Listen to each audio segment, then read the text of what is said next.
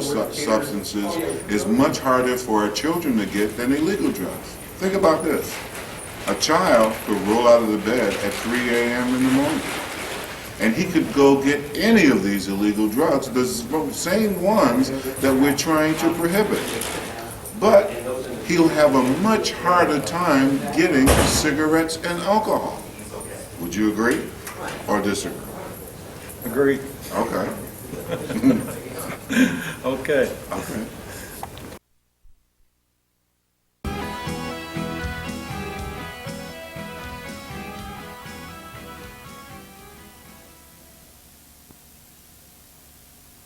Dr. Tom O'Connell, who writes for Common Sense for Drug Policy, has been working on a theory that Deborah mentioned that draws a straight line from the Constitutional Congress of 1787 and right through slavery and through segregation and Jim Crow, and winding up pointing straight at the war on drugs as the new, preferred, and only remaining bastion of repression and control of minorities in this country.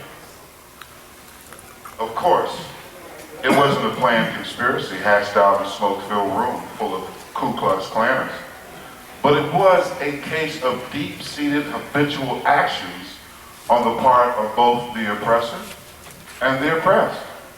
It was passive racism by politicians who thump their chest and proclaim that they are saving white children, while in the deep recesses of their minds, they harbor an image of a black man as a criminal. Minorities and whites need to think about the problem from a little different perspective. They have got to understand that the problem is classism and not so much racism. I see time and time again, blacks and whites with the wherewithal get off, while those with lesser means do the hard time. I spent a year substitute teaching in inner-city Hartford schools just to get a feel from the children how the drug war affects them. But the first thing I had to do was to get their respect. And I got lucky. I really got lucky. There's always the smell of marijuana around the schools. And one day I just went in and blurted it out. Oh, I'm just so sick and tired of smelling this marijuana. And one of the students turned around and he said to me, "Have you ever smoked marijuana?" I said, "Yes." And that got his attention. Later on, another one asked me, "How long have you smoked marijuana?" I said, "About 2 weeks ago." You could hear a pin drop. Now, I had this class for a month. It was an English class. And what I did with that was I started talking about drug policy and the problems they faced, and teaching them how to use the web and to obtain this information so they could write papers about pro and con about legalization.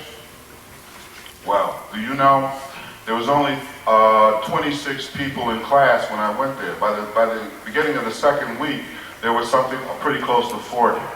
They had told their children, "We have a man in here that's willing to talk to us straight up." That's how you had to get their respect. You have to level with them. The other thing that I found out, and much to my dismay, and by the way, they don't call it smoking pot or marijuana, they call it smoking trees.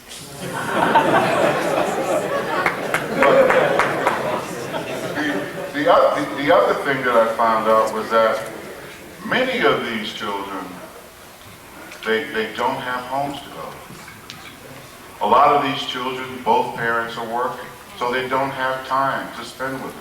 A lot of these children have parents who are on drugs. So it's very difficult. The other thing, in the major paper in Hartford, Connecticut, there was an editorial about 1,000 freshman students coming into 3 of the major high schools in the city. Of those 1,000 students coming in, 100, they were freshmen coming in. Of those 1,000 students coming in, 100 were reading at 9th grade level. 50 were approaching that, but the rest were reading anywhere from a 3rd to a 7th grade level. The question I posed was this: if we could not get our students reading at a 9th grade level in 8 years, how are we going to get them to read at a 12th grade level in 4 years? Chances are it's not going to happen. And the predictions, the numbers say this. Within 4 years of leaving school, whether they quit or whether they graduate, 73% of them will be somewhere in the criminal justice system. Over 50% of them will be in there for drug charges. Now, protecting the children is the most common excuse given for the imprisonment of hundreds of thousands of American adults jailed. But despite the ongoing war, the number of children using drugs has been unaffected. And they are using at younger and younger ages. For many children, use is very simply an act of rebellion against a culture that seems oppressive. The answer, of course, is to lock up more children. Arrest them for marijuana. Arrest them for cigarettes. Arrest them for beer. Arrest them for being out too late. And if we're not catching enough of them, let's drug test them. Drug test them for school sports. Drug test them for the chess club. Drug test them when they apply for a driver's license. Or simply, let's drug test them all. Our minority children are criminals and they know it all too well. Why then should they obey our rules? Why should they respect our authority? Why should they play the game? Out of fear? That works only when they are in the line of your vision. Outside of that, our words, our rules, our wishes will be respected only if the child respects you. And respect is not what we engender when we send the state out after our children. Jail them, and they will reject society. Spy on them, and they will retreat to the shadows. Drug test them, and they will find substances for which you are not testing.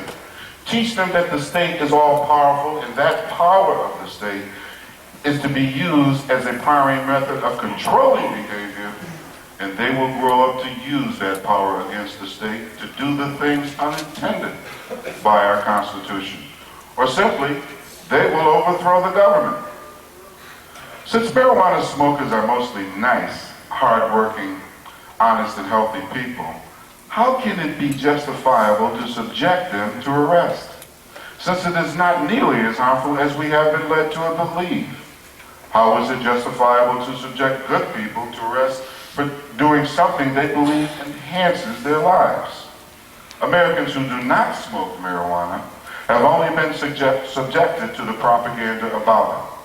They believe that all use is abuse. Medical marijuana must be brought to the forefront among minorities. Most of the patients we see are overwhelmingly white. Blacks just aren't informed about medical marijuana. The gap between those who smoke pot and those who don't is especially wide among older African Americans. Bridging that gap is the key to bringing black folks on board. The arrest and conviction rate among blacks is not as exorbitant as for crack, but it is still way out of proportion. The hypocrisy of politicians admitting they smoked pot in the past, but support criminalizing others, has got to be exploited. The racist reasoning that President Nixon's comments that blacks are the problem as he was declaring war on marijuana also has to be utilized as much as possible. People concerned with the progress in virtually any social issue have to come to understand that the first step would be to develop a peaceful drug policy. We have to learn the importance of providing funding for grassroots organizations. It will serve as proof for history that force and coercion simply do not bring about change in human behavior. We have to find the funding for grassroots organizations. We need speakers in as many states as possible. Then we will be able to begin to accomplish this new paradigm with minorities through thoughtful displays of our belief in the power of compassion, not punishment. And friends, this must begin with the legalization of marijuana. Thank you.